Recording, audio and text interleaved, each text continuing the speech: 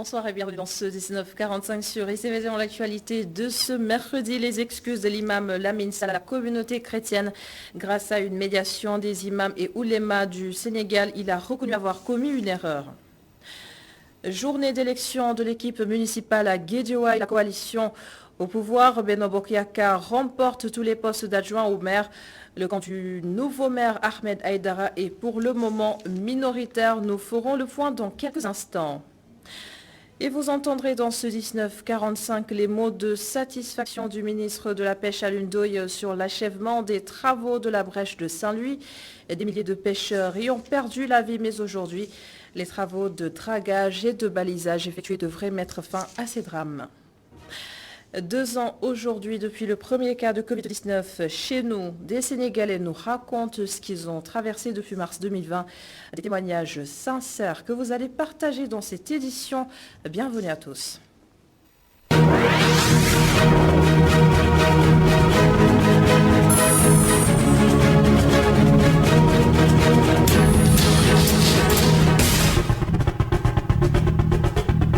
Alors l'imam Lamine Sall reconnaît avoir eu tort et présente ses excuses à la communauté chrétienne du Sénégal. Il a reçu aujourd'hui la visite de l'association des imams et oulémas du Sénégal pour une médiation. Des excuses portées par l'un d'eux, l'imam Martar Ndiaye, des propos recueillis par Miki Maram Ndiaye. Cette visite entre dans le cadre, si vous voulez, de la médiation pour que cette affaire ne dégénère pas. Nous le savons tous. Au Sénégal, les musulmans et les chrétiens forment une seule famille. La cohabitation, elle est, si vous voulez, historique, sans faille et parfaite. Le dialogue islamo-chrétien est, si vous voulez, une réalité dans notre pays. Par conséquent, nous devons éviter de pareils, si vous voulez, dérapages. Nous devons éviter de pareils dérapages pour ne pas saper, si vous voulez, la cohésion nationale et le vivre ensemble, qui est, si vous voulez, notre identité, nous, Sénégalais. Et au nom de l'Association nationale des imams oulémas du Sénégal, et au nom également de toute la communauté musulmane, nous présentons nos excuses à la communauté chrétienne toute entière, surtout en ce premier jour de carême. La communauté chrétienne qui a entamé aujourd'hui le carême, aujourd'hui donc au mercredi des cendres, 40 jours de jeûne, de solidarité, de prière et de recueillement. Les explications de Abbé Jean Laurendeau de la paroisse Sacré-Cœur de Malenfant. Carême, l'Église tient à rappeler à ses fils et à ses filles que le Seigneur est miséricordieux. Et il y a des signes qui nous sont donnés, comme les cendres qui sont un symbole de pénitence, voilà, qui nous rappellent que pour vraiment entrer en communion avec le Seigneur, il nous faut disposer, il nous faut purifier notre cœur, il nous faut disposer notre cœur à cette grâce. Et cela se manifeste, cela se laisse percevoir à travers le signe de l'imposition des cendres qui nous rappelle. Voilà, au début, on disait tu es poussière et poussière tu retourneras. Mais il y a une formule qui nous rappelle que ces cendres-là sont justement un signe, un appel à la conversion. Convertissez-vous et croyez à la bonne nouvelle. Donc ces cendres-là sont juste un symbole de pénitence, d'humilité, comme on dira en Wolof, de soufelo. De soufelo pour nous permettre de disposer nos cœurs vraiment à la charité du Christ, disposer nos cœurs à davantage faire cette communion profonde, cette connexion profonde avec le Seigneur qui est miséricordieux et qui ne cesse de donner cette miséricorde à l'humanité tout entière, particulièrement à ceux qui manifestent visiblement et de façon très joyeuse, voilà, cette appartenance à Jésus-Christ. Le carême, c'est cette période qui dure 40 jours, qui nous rappelle également les 40 jours que le Seigneur a fait au désert, moment au cours duquel le Seigneur a été tenté, moment au cours duquel le Seigneur a prié, a jeûné, a porté sur lui, voilà, cette mission que le Père lui a confiée. Et on se rend maintenant à Guédiawaye. Migui Maram Ndiaye nous y attend pour faire le point sur l'élection du bureau municipal. Et sachez d'ores et déjà que la coalition Benno Bokk Yakaar a raflé tous les postes d'adjoints au maire devant les candidats de Yewwi Askan Wi. Bonsoir Migui et donnez-nous les résultats actuels de cette élection. Bonsoir Adam Anouskaba, comme vous venez de le dire, depuis le début c'est la coalition Benno Bokk Yakaar qui a presque tout raflé. Actuellement on procède au vote du 7e du poste, donc le 7e adjoint au maire, mais nous sommes au niveau donc du deuxième tour parce que tout simplement tout à l'heure les deux candidats étaient à égalité, 43 partout. C'est entre Racine Ba, le candidat de Gëm Sa Bopp soutenu par la coalition Benno Bokk Yakaar et le candidat de Yewwi Askan Wi, Djibril Diop. Mais depuis le début, Adama Anouskaba, donc du premier adjoint au 6e, ces postes ont été remportés par la coalition Benno Bokk Yakaar. L'autre information de taille, c'est que le troisième adjoint au maire ce poste a été remporté par le candidat du Parti démocratique sénégalais soutenu par la coalition Benno Bokk Yakaar. Et au début, c'était le candidat de la coalition Yewwi Askan Wi c'était le candidat de Yewwi Askan Wi, mais il avait le soutien de la coalition Benno Bokk Yakaar, raison pour laquelle la coalition de Ahmed Aïdara avait finalement désigné un autre candidat pour faire face à Ndiogou Malick Dieng, qui a finalement donc remporté cette élection. On note également que Aïda Sow Diawara occupe le poste de deuxième adjointe au maire et la candidate également de Gëm Sa Bopp, soutenu par la coalition Benno Bokk Yakaar, a remporté donc les élections devant la candidate de Yewwi Askan Wi. Donc Adama Anouskaba, pour le moment, le candidat Ahmed Aïdara et la coalition Yewwi Askan Wi sont minoritaires dans le bureau municipal de la ville de Guédiawaye. Et dites-nous aussi, Migui Maram Ndiaye, comment s'est passée la cérémonie de passation de service entre l'ancien maire de Guédiawaye, Aliou Sall, et son successeur, Ahmed Aïdara? En fait, c'est officiel. Ahmed Aïdara et Aliou Sall, comme vous venez de le dire, ont procédé donc à la cérémonie de passation de service. Pour rappel, lors de la dernière réunion avortée, le nouveau maire Ahmed Aïdara avait convoqué ou bien avait procédé à la cérémonie de passation de service sans la présence du préfet, mais également sans la présence du maire sortant Aliou Sall, avec seulement la présence du secrétaire municipal, raison pour laquelle ils ont profité de cette pause de tout à l'heure pour donc procéder finalement à la passation de service de manière officielle. Aliou Sall a signé les documents. Désormais, Ahmed Aïdara donc est à la tête de la mairie et peut donc diriger normalement la mairie, même s'il est minoritaire pour le moment dans le bureau municipal.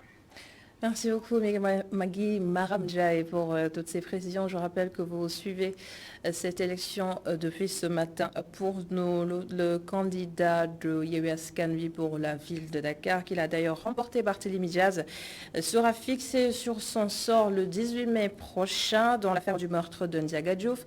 Le parquet a requis 5 ans de prison ferme contre l'actuel maire de Dakar. La partie civile réclame 150 millions de francs CFA à titre de dommages et intérêts. Et les partisans de Barthélémy Diaz ont exprimé des craintes par rapport au verdict qui sera rendu en mai prochain. Et je vous propose d'écouter là-dessus Pal Samb, maire du Point E, avec Mamadou Dieng et Augustin Mandan.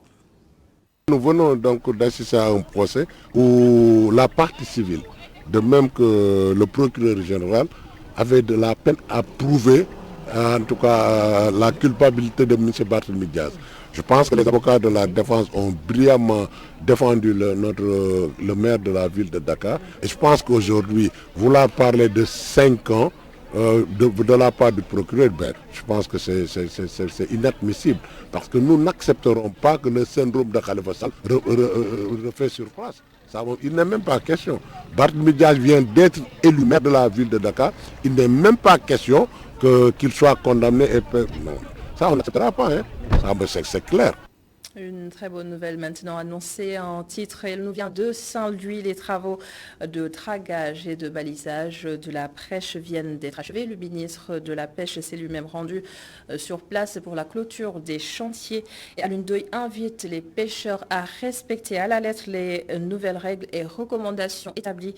Le voici au micro de nos correspondants Momar Alicignan et Mokhtar Seck. Cette visite, c'était pour venir constater en réalité la fin des travaux de dragage et de balisage qui a été engagé il y a de cela 6 mois. Donc que tout Sénégalais, mais surtout tout enfant de Saint-Louis, particulièrement de Guet-Ndar, attendait. Depuis l'ouverture de cette brèche en 2003, et les soucis apparus dès 2005, c'était une demande en tout cas assez importante de la population. Et remercier l'entreprise qui a tenu ses engagements, content de venir constater que donc, aussi bien le dragage mais que le balisage est achevé et que donc normalement on peut avoir un usage beaucoup plus sécurisé de ce passage que nous allons surveiller. Les services vont faire en tout cas une surveillance rapprochée tous les 3 mois, une bathymétrie pour voir justement comment ça se comporte. Ce que Dieu décide arrive. Nous avons fait ce que nous devions faire en tant qu'humains, en tant qu'État, pour assurer une sécurité. Donc un chenal qui est là, qui est aujourd'hui balisé. Nous demandons juste beaucoup plus de discipline pour ce passage, donc de veiller à passer justement dans ce chenal balisé, quel que soit ce qui arrive, mais de demeurer quand même respectueux des prescriptions, notamment en termes de météo et autres. Aujourd'hui, vous savez, la mer est assez démontée par exemple, et tout le temps que j'ai fait là, je n'ai pas vu un pêcheur tenter d'aller en mer, et ça c'est important. Une brèche, faut-il le rappeler, est à l'origine de plusieurs centaines, plusieurs milliers de morts de pêcheurs à Saint-Louis. Au-delà de ces drames, l'eau est toujours source de vie et nous offre également plusieurs opportunités pour notamment améliorer notre cadre de vie. La preuve, 42 milliards de francs CFA seront investis pour augmenter la capacité de la station d'épuration des eaux usées de Cambérène. Et l'autre objectif, c'est la protection de l'environnement. C'est Nabou-Babou. Plus de 42 milliards d'investissements pour une extension de la station d'épuration de Cambérène. La capacité de la station d'épuration des eaux usées passera de 19 000 m3 par jour à 92 000. Objectif, améliorer les conditions sanitaires et environnementales des populations. Ce que nous avons constaté donc, avec ce projet très important donc, du président de la République qui avoisine les 42 milliards d'investissement, qui a permis évidemment donc de faire une extension de la station d'épuration de Cambérène. Et cette station va passer évidemment d'une capacité de 19 000 m3 par heure à 92 m3 par jour. C'en est fini avec les problèmes d'odeur pour les populations de Cambérène. Ce projet apportera 2 innovations de taille et impactera positivement 1 million de personnes. Parce que ce problème d'odeur qui évidemment constituait une problématique au niveau tout simplement donc, de la gestion des eaux usées et en fait derrière nous maintenant parce qu'il y a un système qui est mis en place qui va traiter de façon évidemment définitive les odeurs donc ici de ces eaux usées.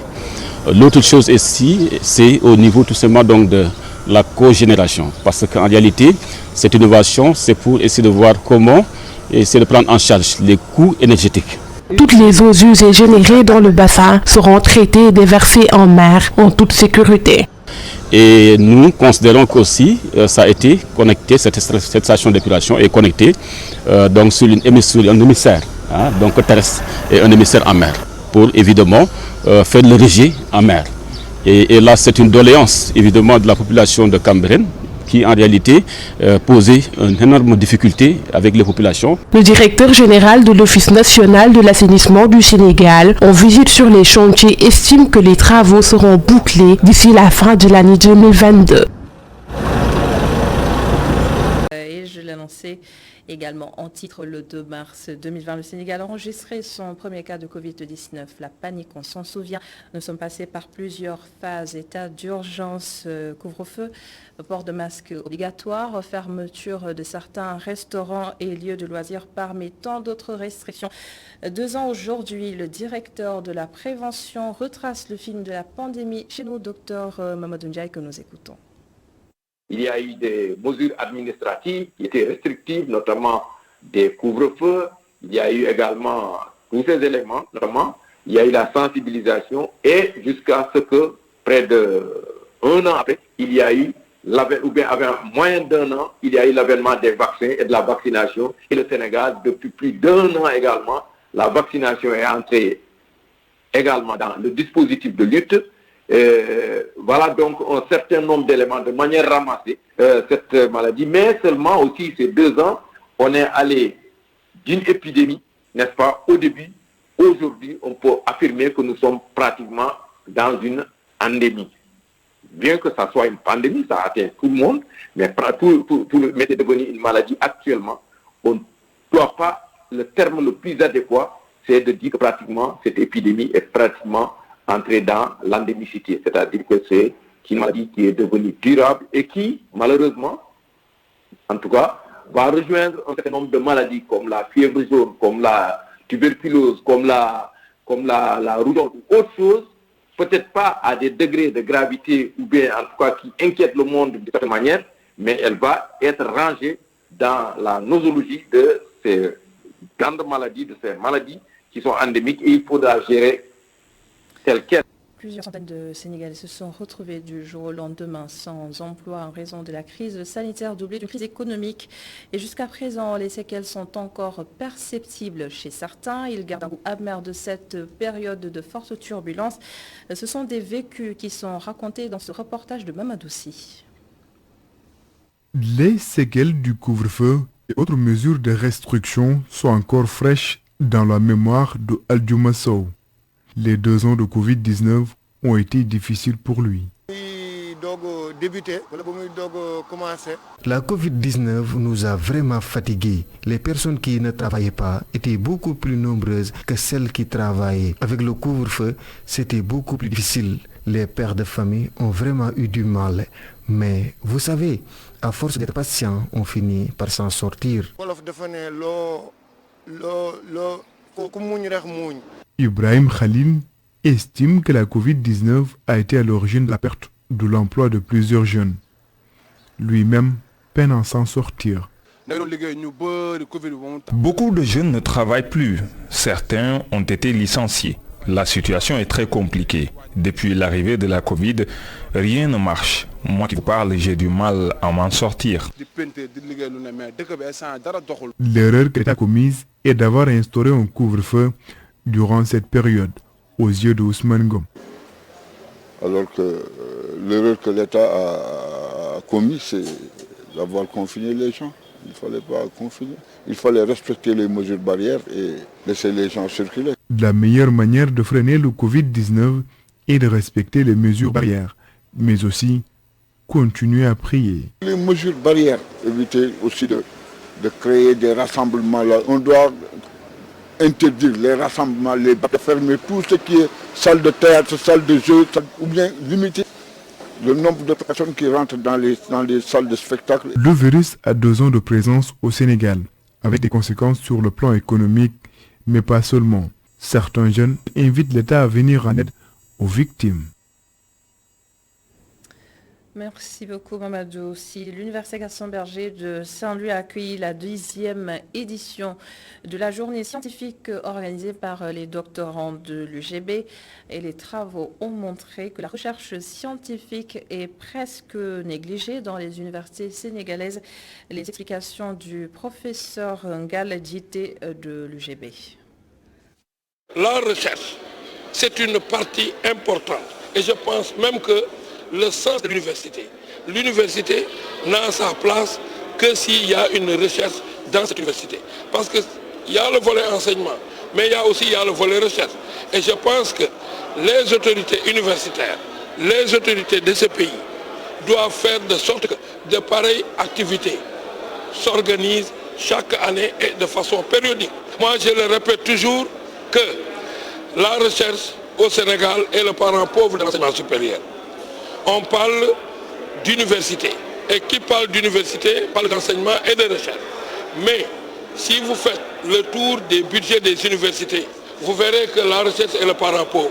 Je peux même vous dire que 99,99% du budget est consacré au fonctionnement et à l'enseignement. Et qui parle d'université parle de recherche. Moi, je lance un appel aux autorités étatiques de soutenir encore la recherche. Et je pense qu'un pays ne peut se développer qu'à travers ses propres moyens. Et le Sénégal a toutes les capacités. Vous verrez des Sénégal partout dans le monde.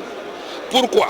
Parce que peut-être ils sont dans de meilleures conditions. Et je pense que le capital humain qu'on a n'a besoin que d'accompagnement. Et c'est à travers la recherche que le Sénégal va se développer.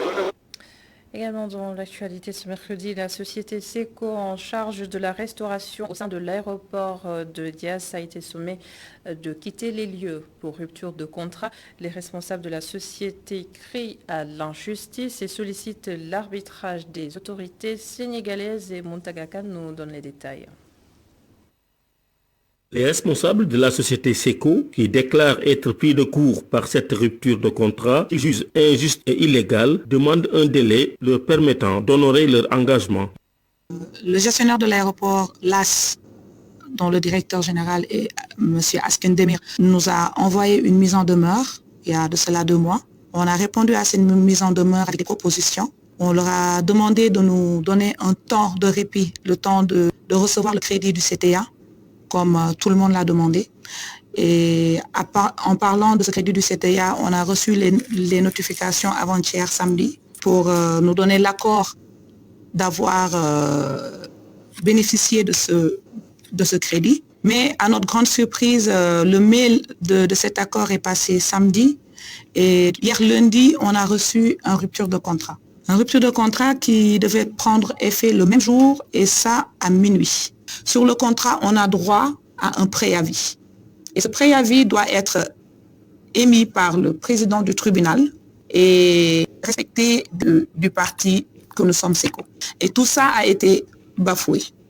Ne sachant plus à quel sein se vouer, les responsables de SECO se tournent vers les autorités étatiques et de l'AIBD pour solliciter leur intervention. Donc on fait un appel au président de la République et demande solennellement aux autorités, le ministère du Tourisme et des Transports aériens, la direction d'AIBD, de venir plaider notre cause par rapport à cette situation. Nos multiples tentatives de joindre les responsables de la société LAS ont malheureusement été infructueuses. Une note de sport dans ce 19-45 sur le match du Sénégal contre l'Égypte prévu au Caire le 25 mars prochain. En prélude à ce match aller comptant pour les éliminatoires de la Coupe du Monde 2022 au Qatar, le ministère des Sports a fait le point dans ce sujet signé Alunso et Mafalfal. Le Sénégal se déplace au Caire pour le match aller des barrages de la Coupe du Monde 2022 au Qatar. 2 émissaires sont déjà en Égypte pour la préparation. Pas plus tard qu'hier, il y a eu une mission qui est depuis le week-end dernier à Tunis, au Caire. Il s'agit de M. Pape Ndoye qui est au niveau qui est agent de la direction de l'ADAGE et aussi Lamine Diatta qui sont là-bas depuis le week-end dernier. Ils sont en train de travailler pour pouvoir quand même voir quelles sont en tout cas les commodités pour assurer en tout cas aux Lions une bonne performance parce que c'est un match qui sera décisif. Être champion d'Afrique et ne pas se qualifier à la Coupe du Monde est une catastrophe aux yeux de Mbaye Jacques Diop. Mais il rassure que les autorités et les fédéraux ont mis les bouchées doubles pour atteindre l'objectif. Il n'en est pas question qu'on puisse d'abord être champion du monde et ne pas se qualifier à la Coupe du Monde. Donc les autorités, tout comme les fédéraux, prennent très au sérieux cette rencontre-là. Et je pense que toutes les dispositions seront prises pour mettre les Lions dans les meilleures conditions parce que les Lions vont quand même effectuer leur base de ça. Ce sera au Maroc, plus précisément à Marrakech pour s'acclimater. Et à la veille de la rencontre, ils partiront au Caire.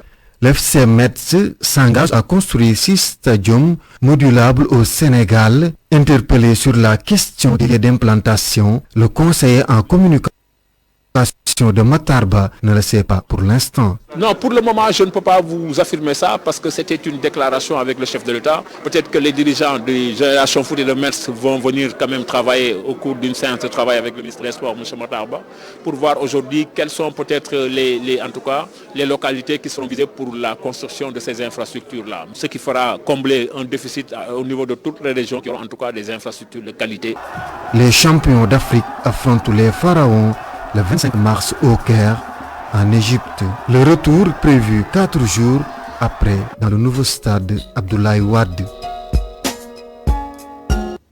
rendez-vous est donc pris à présent. Quelques actualités internationales en images avec une mauvaise nouvelle qui touche les médias du monde, ceux de la France particulièrement, avec le décès de Jean-Pierre Pernaut, ex-présentateur du Trésor de TF1, décédé aujourd'hui à l'âge de 71 ans. Une annonce faite à l'AFP, l'agence France Presse.